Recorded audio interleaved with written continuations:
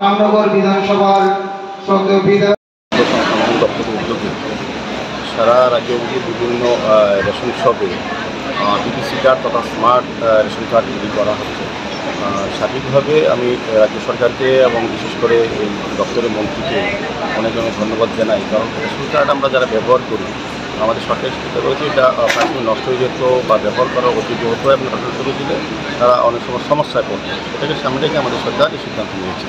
আমাদের রাজ্যে 2018 ভারতীয় জনতা পার্টির সরকার আসার পর রাজ্যে গণবন্টন ব্যবস্থার সার্বিক উন্নয়ন হয়েছে, যেটাতে আগে মানুষের মধ্যে সন্দেহ ছিল। বিশেষ করে আমি রেশন ডিলারদের বলবো, এখানে আমাদের প্রদীপচন্দ্র মহোদয় আছেন, রেশন যুক্ত ছিলেন। আমরা দেখেছি যে রেশন ডিলারদের তখন একটা মানুষের কাছে তাদের যে সামাজিক পজিশন ভালো ছিল। আমাদের সরকার আসার পর ওজনের ক্ষেত্রে, পরিমাপের ক্ষেত্রে এবং পরবর্তী স্বচ্ছতার ক্ষেত্রে কিন্তু ডিজিটাল সিস্টেম করে তাদের জীবন মান উন্নয়ন করে সামাজিকভাবে তাদের প্রতিষ্ঠা পেয়েছে।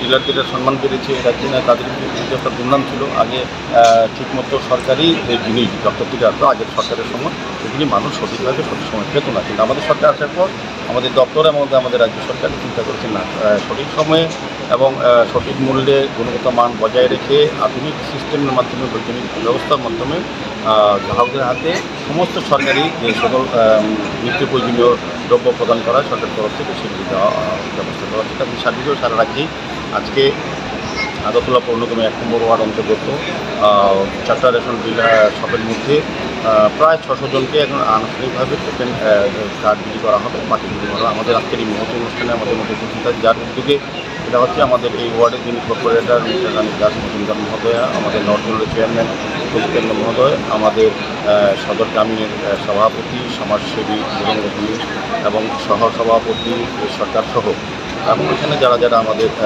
বিভিন্ন স্তরের যারা সরকারি আধিকারিকরা আছেন এবং খাদ্য দপ্তরে এবং এই এলাকার যারা জনপ্রতিনিধি বিভিন্ন পর্যায়ে যারা আছেন সমস্ত অংশের সভা অন্তর্ভুক্ত ডিলার এবং যারা গ্রাহক তাদেরকে নিয়ে আজকের এই সভা মূলত মত বিনিময় হবে।